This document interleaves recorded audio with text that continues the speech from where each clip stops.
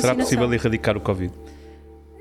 Eu acho que o Covid é um vírus e, portanto, sendo um vírus, está vivo e vai arranjar maneiras de mutar e tentar sobreviver. Isto é a lei de Darwin, Normal. é o que nós fazemos também, só que nós somos inteligentes, produzimos vacinas, temos a nossa imunidade, é verdade, é a imunidade natural, mas também temos a imunidade adquirida, que é a vacinação e, portanto, nós vamos conseguindo tentar arranjar maneira de sobreviver. E ele vai tentar sobreviver na mesma. E se não vier o Covid, há de vir outro vírus qualquer. Mas ainda sobre o Covid, nota-se uma diferença no que às vacinas também diz respeito. Eu sinto que antes havia um cuidado muito maior, e quando para mim falo, que eu já devia ter tomado mais uma dose e também não a tomei, tomei apenas, tive Covid e depois tomei outra dose, então depois saiu um bocado de moda tomar a vacina do Covid, eu sinto que aconteceu isso, seja pelos meios de comunicação. Eu fiz uma semana passada. Sim, mas eu sinto que a grande população forcing, já não sente isso.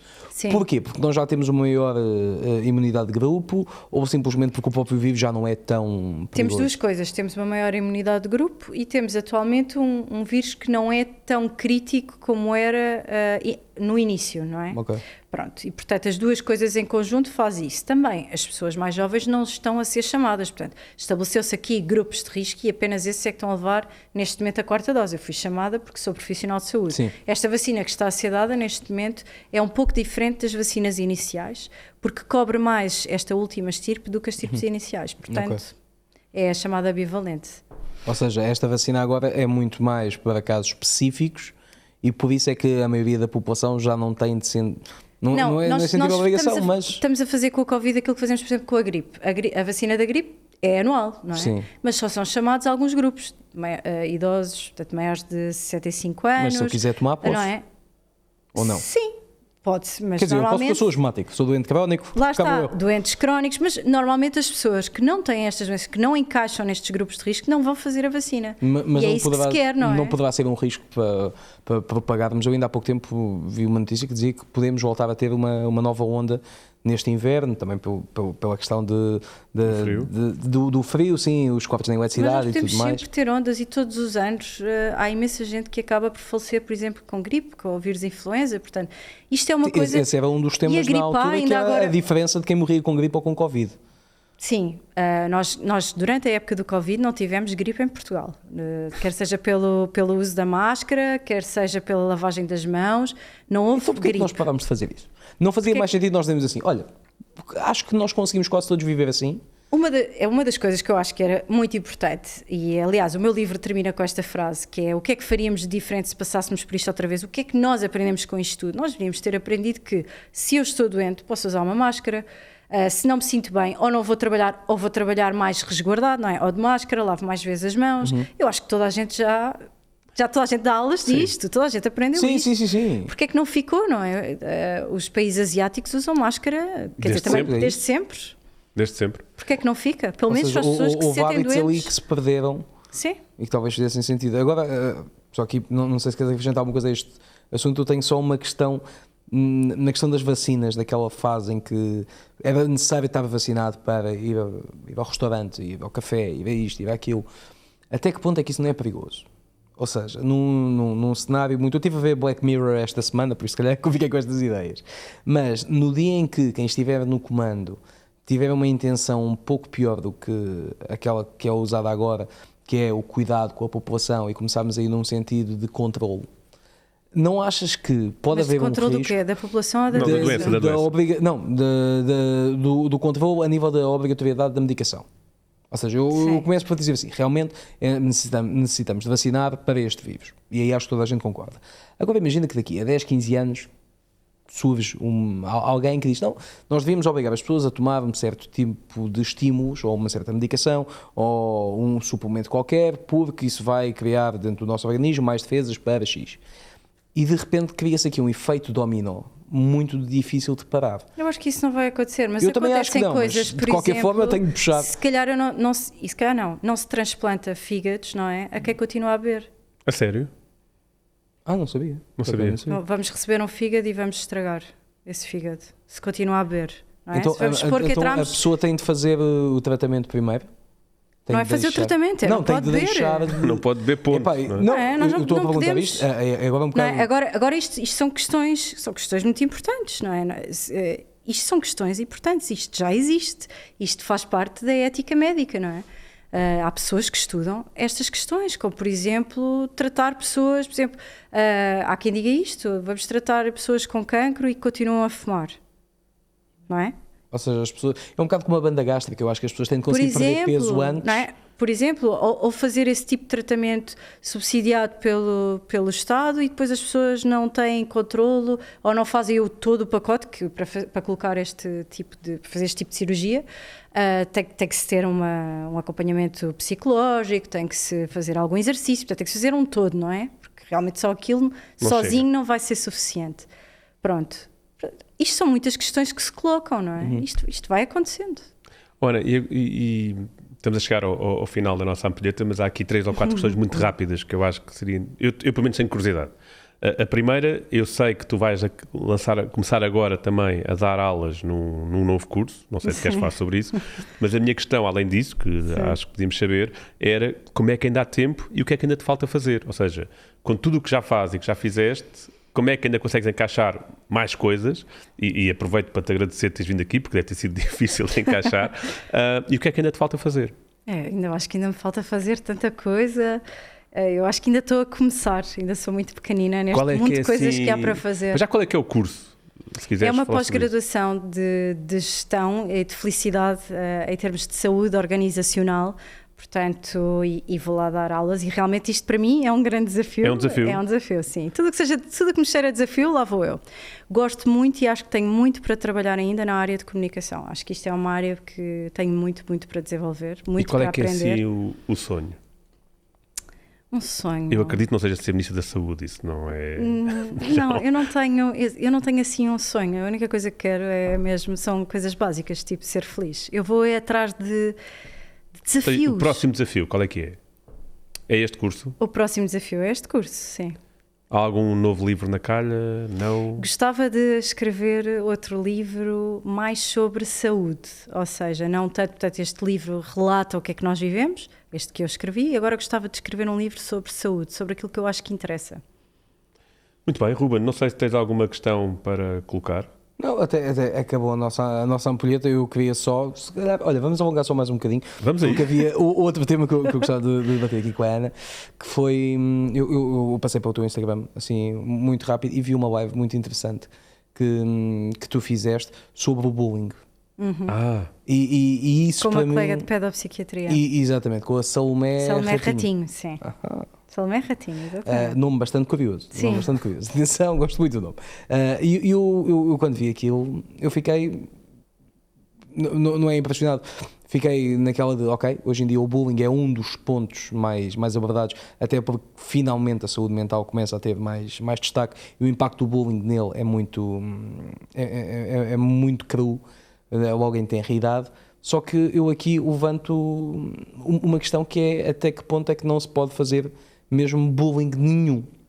E isto aqui, eu sei que é um bocado... Estás aí por um caminho difícil. Eu sei. Eu estou a tentar defender uma coisa que nunca se defende. Agora, vamos recuar um bocadinho atrás da minha vida. Eu cresci numa altura em que o bullying, ao contrário do que eu sinto que é hoje em dia, era rotatório. Rotatório não é rotativo, mas rotatório também. Eu, por acaso, acho que não.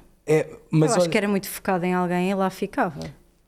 Se calhar nós éramos uma exceção, mas o que é que acontecia? E isto eu sinto que é diferente por causa das redes sociais. Imagina, eu era capaz de usar com as calças do Bruno na sexta-feira e eu ia para casa, e quando voltávamos na segunda-feira ele era capaz de usar com os meus ténis. Hoje em dia ele vai para casa e a gente continua a fazer stories das tuas calças e estás tramado.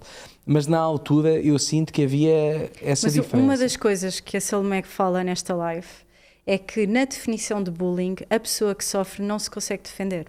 E se tu na segunda-feira chegas e vais gozar com as calças, então tu estás sereno, tu tens capacidade de o fazer. Portanto, isso já não era bullying. Isso estamos aqui a brincar uns com os outros. Sim, mas o bullying não é vamos brincar e gozar uns com os outros. O bullying é ter alguém que numa pessoa e se entrar só nela. E que ela não tem a capacidade de se defender. E como é que se pode evitar isso? E agora... Falando aqui um bocadinho também com sinceramente, pai... sim. Nas escolas, o que eu acho que evita isto a 300% é haver mais olhos em cima das crianças. Ponto final. Hoje em dia, eu noto imenso, portanto, o meu filho foi para o 5º ano e Então, se tu sabes que o meu filho está numa escola pública, eu coloquei numa escola pública e estava cheia de receios, não é normal, é diferente. E uma das coisas que eu noto é não há olhos suficientes. Há muita gente que acha, 10 anos já tem idade para isto, já anda sozinho, já anda aquilo. São crianças, continuam a ser crianças. E eles não têm bem discernimento do que é que está... Eles sabem o que é errado e o que é certo, mas eles ainda têm que ser orientados, não é? Sim, têm que ser orientados, nós temos que andar ali. E muitas vezes nas escolas não há olhos suficientes. E, portanto, aliás, na escola do meu filho o bar nem sequer está aberto, porque não têm pessoas suficientes para estar no bar e estar no... Portanto, assim é mais complicado. Portanto, não, e a escola até está a correr muito bem, por acaso. Okay. Eu estou muito feliz e tenho vindo a falar super bem da escola pública, ele também está super feliz, está a correr bem, mas tem potencial para descambar, não é? Mas porque nós não temos adultos. Um dia ou outro que o teu filho há de chegar a casa te visto que alguém gozou com ele. Sim, pode acontecer, não é? E o que eu sinto é que hoje em dia, como a questão lá está, o bullying centrado numa só pessoa, em que ela é a chacota durante 1 ano, 2 anos, 3 anos, isso é terrível. Não só no momento, como mais tarde. Sim, mas quer dizer, se agora, isso está a acontecer, inicial... tem que haver uma quebra, não é? Ana, mas uma pergunta importante para quem nos vai ouvir. Que sinais, para os pais, que sinais é que se pode tentar detectar para perceber que aquela criança está a sofrer bullying? Porque a maior parte das vezes elas fecham-se, elas não contam, não é? Quer dizer, mas isso é logo um sinal, não é? Nós como pais temos que puxar, temos que ir falando como é que foi o teu dia, o que é que aconteceu. Quer dizer, não podemos chegar e dizer, então, como é que foi o teu dia? Conta-me. Ninguém vai contar, não é? Com 10 anos, mas temos que perguntar quem é que almoçou contigo, o que é que fizeste no intervalo, a seguir a aula de não sei o quê, onde é que foste. Falaste com alguém gozou contigo, alguém te bateu, tu bateste em alguém, ficaste preso na casa de banho, aconteceu isto. Okay. Quer dizer, eu sou muito chata, já sei. Sim, não. Mas tu dizes isso com uma luz apontada à cara. Mas eu sei, percebem? Eu sei quem é a menina que está sentada ao lado dele, eu sei quem é que fala com ele, eu sei porque eu pergunto. Se eu lhe perguntar só, então, como é que foi o teu dia? Bom. E ficamos por aí, não é? Claro. Portanto, nós temos que andar em cima. E claramente, quando há um evento, quando há qualquer coisa, nós percebemos que há uma alteração nas crianças e depois, consoante a idade, consoante as alterações que elas demonstram, e depois é olhar para os nossos filhos. E do quão recorrente aquilo também possa ser. Sim. Houve um dia que houve um stress, andei à porrada com um da outra turma. Isto se calhar sou eu que sou muito antiquado, mas eu até acho que é normal, não é que seja saudável. Os rapazes são muito físicos. É isso, é inevitavelmente. Mas olha que eu como pai de uma menina e que já passei alguns momentos difíceis, as meninas têm aqueles grupinhos que, as meninas são difíceis. E é muito complicado também. As meninas são difíceis a outro nível, é um nível mais psicológico e eu às vezes nem sei o que é pior, venho ao diabo e escolha. Eu tenho um menino e uma menina para experienciar as coisas. Não, a questão aqui é muitas vezes os pais não têm, hoje em dia vivemos numa sociedade que está a uma velocidade de 200 km/h. Mas não podemos. E os pais muitas vezes não têm tempo. Não podemos, nós temos filhos, não podemos. E isso eu falo contra mim próprio. Eu paro para falar com eles todos os dias. Nem que seja videochamada, nem que seja no helicóptero, tudo que for. Eu vou falar com eles e vou saber como é que foi. O que é que aconteceu e ando muito em cima, muito mesmo. Eu tenho uma última pergunta sobre isto. Não sei se tens alguma pergunta, Ruben, ainda sobre este tema. Sobre este tema, não? Não, eu tenho uma última pergunta. Que já vimos, tu já disseste que de vez em quando és abordada na rua, a tua rede social é profissional, mas também pessoal, com imensa interação. Agora não falamos do reverso, normalmente que as pessoas não falam, que é como é que os teus filhos lidam com isso. Sim. É engraçado, eles são confrontados, eles têm essa consciência. Eu acho que eles ainda não têm muito essa consciência. O meu filho não gosta muito de aparecer e ele diz-me, não quer tirar fotografias, não quer isto para ti. Ok, respeito. Okay. Quando ele quer, quando não quer, não quer. A minha filha está sempre pronta. Eles ainda não têm muita consciência disso, não é? Sei lá, eles são meus filhos, desde que eles têm consciência do ser pessoa que eu faço coisas, não é? Sei lá, viram a minha TED Talk, viram-me na televisão, foram aos lançamentos dos meus livros, levo-os a palestras, aos congressos que eu falo, vão muitas vezes e estão lá na primeira fila sentados sossegados a ouvir. Portanto, isto para eles é uma coisa normal, a mãe faz isto. E eles nunca foram confrontados, imagina. Isto agora aqui é quase uma provocação, não é dizer mal. Mas dizem assim, então a tua mãe é influencer. Eu dizia, não, é médica. Não, olha ela aqui no Instagram a mostrar as coisas. Não, ainda não. Acho que ainda não tem idade para isso. Ainda não chegámos a isso. Acho que ainda não chegámos. E aí, se calhar, essa exposição, ainda mais associada a uma área como a da saúde, sempre que der uma bronca na televisão, no dia a seguir, lá estão os teus filhos e eles, a tua mãe, olha aqui o que aconteceu ontem. Isso vai ser problemático. Isso preocupa-te ou não? Imagina, como houve agora, a título de exemplo, houve agora, não foi cá em Portugal, mas a questão do aborto nos Estados Unidos. Sim. Imagina que era cá, que cá continua a ser legal até às 10 semanas e tudo mais. Se voltar a ser um assunto tão falado, e já agora, antes sequer de chegar a esse ponto, falo um bocado sobre isso contigo, tendo em conta que estás no Serviço Nacional de Saúde. Ou seja, não é a tua opinião pessoal, é enquanto profissional. Sim. Como é que achas que está o ponto em Portugal em relação à questão dos abortos e a nível do que se pode fazer e o que não se pode fazer, e se havia alguma alteração a ser feita ou não? Eu não faço parte por acaso, durante o meu internato do ano comum, estive na consulta de aborto, mas eu não faço parte dessa, isso é uma equipa de ginecologia e obstetrícia que trabalha especificamente com essa área e são muitas vezes encaminhados por parte da medicina geral e familiar. Mas, por aquilo que sei, penso que as pessoas conseguem ter acessibilidade e conseguem efetuar em segurança para as mulheres, que acho que é o mais importante, e é por isso que é tão necessário que o aborto seja acessível às mulheres. Mas isso não sentes que, e atenção, agora aqui eu estou a fazer de advogado do diabo, é mais essa a minha função aqui. Há uma crença pública de que isso pode passar uma ideia de facilitar demasiado o aborto e torná-lo banal. Sentes que isso é sequer uma realidade? Ou seja, que há casos... Pode haver, certamente, porque há sempre, da mesma forma que há malta que precisava de um fígado diferente e continuava a beber. Não é isso que está em causa. Sim, não vou dizer que não há esses casos, porque vai haver, mas eu acho que fazer um aborto é algo muito invasivo e, portanto, é algo muito sério, é traumático. Eu acho que ninguém passa por uma situação dessas de ânimo leve, pelo menos de forma repetitiva, não é? Ou seja, a crença é que só vai mesmo à partida quem precisa e que assim continua. Eu acho que sim. Estamos com temas difíceis, eu achava que isso não ia... Não, eu estou... Há uma curiosidade que eu tenho. Eu estou porque eu sinto sempre que é necessário... Imagina, não é que seja a minha opinião, mas há pessoas em casa que dizem, pá, mas a questão do aborto, por exemplo, é muito debatida. Eu pessoalmente sou a favor, atenção. Acho que as mulheres têm total liberdade. A questão do aborto é uma questão de segurança para as mulheres, porque no dia em que disserem, e desde sempre, desde que há pessoas que se fazem abortos. Só que não havia segurança para as mulheres. E, portanto, o que nós estamos a dar é a capacidade das pessoas o fazerem em segurança. Porque a mulher que quer abortar, vai abortar na mesma. Sim. Vai abortar, não vão de escada. Epá, isto, como é que eu vou dizer isto sem isto? E atenção, e há aqui uma coisa que eu posso dizer é que em enfermaria de medicina interna, quando nós fazemos aquelas histórias clínicas e não sei o quê, há muita senhora dos seus 80 e muitos anos que ainda hoje fala do aborto que fez em Val de Escada. E, portanto, porque não era legalizado, isto sempre se fez, toda a vida se fez. Sim, e eu acredito que com segurança seja muito melhor. Onde o Ruben quer chegar é aquelas pessoas que dizem, ok, que se faça, mas devia ser pago e não devia estar no SNS gratuito. É isso. Sim, é essa a crítica que tu ouves, não é? Custa-me chegar a esse ponto tão drástico. Porque eu acho mesmo que, há situações e situações. Claro. Nós não estamos a falar de uma senhora com 25 anos que ela disse, não, também, olha, se engravidar faço o aborto e leva isto como método contraceptivo. Isto é uma situação. Outra é uma miúda que aos 17 anos teve um deslize, porque é normal, toda a gente o tem, e do nada estamos a tratá-la como se ela fosse uma criminosa. São questões totalmente diferentes. Eu faço essa distinção. Se calhar poderia haver uma forma de avaliar essa questão, não é? Mas até que ponto é que isso depois não seria também criticado? Porque, lá está, como tu ainda há pouco disseste, isto é uma questão muito íntima, é uma questão muito pessoal. Tentar fazer o escrutínio de, então, mas como é que encara o aborto? Mas porquê é que estás aqui? Mas o que é que aconteceu para... Até que ponto é que isso também não é uma invasão de privacidade muito grande em prol de saber porque é que ela vai recorrer àquele aborto? E do outro lado estamos a invadir a vida dela. Não sei até que ponto é que eticamente e moralmente isto seria correto também. Não sei.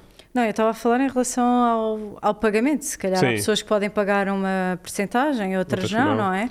Era mais nesse ponto que eu estava a falar. Há uma última questão, eu não tenho mais cartões. Estou naquela fase do nascer. Repara, eu já fiz esta jogada. Mas há uma última questão, que já que estamos a falar de temas difíceis, é uma questão não partiana, porque não estamos a colocar-te no hotspot, mas para os médicos. Ou seja, os médicos fazem um dos juramentos mais importantes, é pela vida, não é?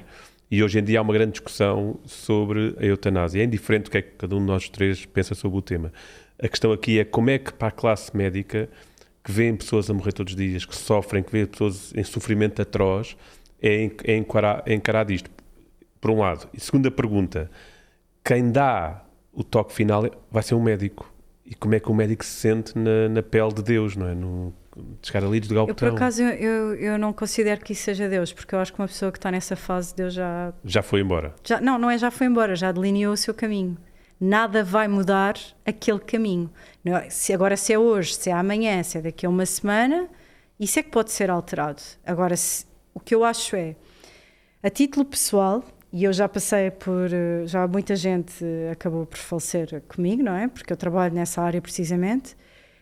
Eu acho que não faz sentido nenhum falecer em agonia em 2022. Quer dizer, nós temos a capacidade de proporcionar conforto às pessoas. Quando nós temos um familiar nosso internado, tenha ele a idade que tiver, tudo o que nós queremos ouvir é ele está confortável, ele tem dores, está sereno, como é que ele está? É completamente diferente de saber que a pessoa está lá, tem dores, está agitada, está agarrada, quer dizer, está amarrada, não tem nada a ver. Isto, nós ficamos serenos se soubermos que as pessoas estão confortáveis. Não faz sentido, em 2022, prolongar a vida se essa vida for uma vida de dor. Isso, para mim, a título pessoal, não falo pelos meus colegas, falo por mim, acho que não faz sentido e acho que temos meios de o fazer. Portanto, temos meios de pôr fim a esta dor e agonia, no sentido em que já não há volta a dar nesta questão, não é? Portanto, estamos a falar de questões em que... É irreversível. É irreversível, vai acontecer. Eu, sinceramente, acho que não faz sentido. Mas para um médico isto é psicologicamente difícil. Deve ser Para mim é difícil ver pessoas com dor.